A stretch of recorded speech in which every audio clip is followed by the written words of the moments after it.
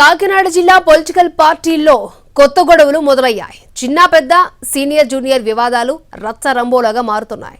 ముందు నుంచి పార్టీలో ఉన్న తమను కాదని కొత్తగా వచ్చిన వారికి బాధ్యతలు అప్పగిస్తున్నారని ద్వితీయ శ్రేణి నేతలు గుస్సవుతున్నారు. నిన్న మొన్నటి వరకు తమకు యాంటీగా పనిచేసిన వారిని చేరదీసి వారినే నెత్తిన ఎక్కించుకుంటున్నారని అలగబోనుతున్నారు. రాజకీయాలంటే ఇంతే అంటూ ఊసూరుమంటున్నారు. కాకినాడ జిల్లా రాజకీయం ఆసక్తికరంగా మారింది. ఇక్కడున్న 7 అసెంబ్లీ నియోజకవర్గాల్లో ఇక్కడి నేతలు అక్కడికి, అక్కడి నేతలు ఇక్కడికి జంప్ చేస్తున్నారు. దీంతో సీనియర్స్ జూనియర్స్ అంటూ కొత్త వాదం మొదలైంది. ఇప్పుడంతా కొత్తగా కండువాలు కప్పుకునే వారిదే హవా నడుస్తోంది. పార్టీ అధికారంలోకి వస్తుందని ఎవరి రాజకీయాలు వారు చేశారు. జిల్లాలో పొత్తులో భాగంగా 2 అసెంబ్లీ సీట్లు, 1 ఎంపీ సీటు నుంచి జనసేన పోటీ చేస్తోంది. 5 సీట్లలో పసుపు పార్టీ పోటీ చేస్తోంది. ఇక అధికార వైసీపీ అన్నింట్లో గెలిపే లక్ష్యంగా పనిచేస్తోంది. ఎప్పుడు కూడా ఎన్నికల ముందు పార్టీలు మారడం సర్వసాధారణం.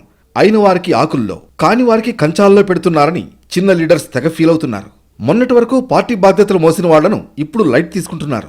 కొత్తగా వచ్చిన వారికి అన్ని బాధ్యతలు అప్పగించడంపై గుర్రుగా ఉన్నారు. ఈ విషయంలో ఆ పార్టీ ఈ పార్టీ అన్న తేడా లేదు.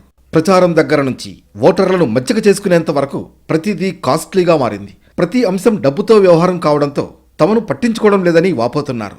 5 ఏళ్లకొకసారి వచ్చే ఎన్నికల్లో ఇదేనా వ్యవహరించే తీరు అంటూ లైట్ తీసుకుంటున్నారు. తమపై నమ్మకం లేదా అని ఫీల్ అవుతున్నారు. డబ్బుల వ్యవహారంలో తాము ఎందుకు పనికిరామని అనుచరుల దగ్గర వాపోతున్నారు. గతంలో వ్యతిరేకంగా పనిచేసిన వారినే ఎలా దగ్గరకు తీసుకుంటారని ప్రశ్నిస్తున్నారు. రాజకీయాల్లో నమ్మకాలకు విలువ లేదంటూ ఫైర్ అవుతున్నారు. అయితే ఎవరు బాగా మేనేజ్ చేస్తారో వారినే పట్టించుకోవాల్సి ఉంటుందంటున్నారు నేతలు.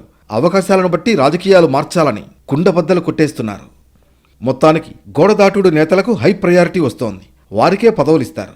అంతా వారే నెట్వర్క్ నడిపిస్తూ కథ ముగిస్తున్నారు. దీంతో తొలి నుంచి పార్టీలో ఉన్నవాళ్లు ఫైర్ అవుతున్నారు.